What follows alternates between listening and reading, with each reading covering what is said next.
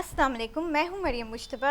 आज के प्रोग्राम एहसानुल कसस के साथ हम फिर हाजिर होते हैं। आज का हमारा किस्सा है हज़रत ईसा अलैहिस्सलाम के दौर का। हज़रत ईसा अलैहिस्सलाम एक जगह से गुज़र रहे थे तो उन्होंने देखा कि एक बूढ़ा शख्स जो था तो वो बेलचा उठाए अपनी ज़मीन से जड़ी बूटियाँ साफ़ कर रहा था।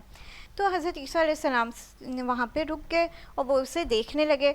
तो वो बूढ़ा शख्स फिर उसने सोचा कि मैं नहीं ये काम करता हूँ, मैं कितना बूढ़ा हो गया हूँ और एक दिन मैं मर जाऊँगा। तो उसने बगीचे को साइड पे रखा और ख़ुद बैठ गया चुपचाप और कहने लगा अब मैं नहीं काम कर रहा। तो हज़रत ईसा अलैहिस्सलाम ने खुदा से दुआ की और कहा कि तू इसको जो है ना ताकत दे ताकि ये काम कर सके।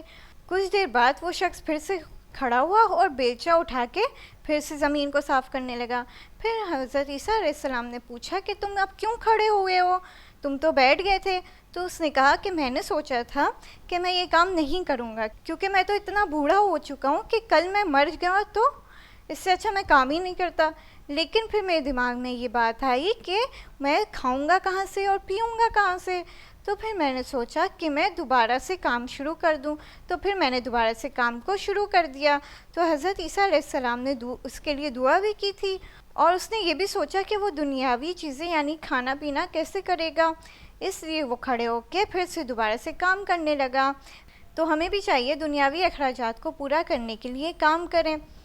आज की स्टोरी यहीं ख़त्म होती है। अगली स्टोरी के साथ हम फिर हाजिर होंगे। तब तक के लिए खुदा हाफिज़।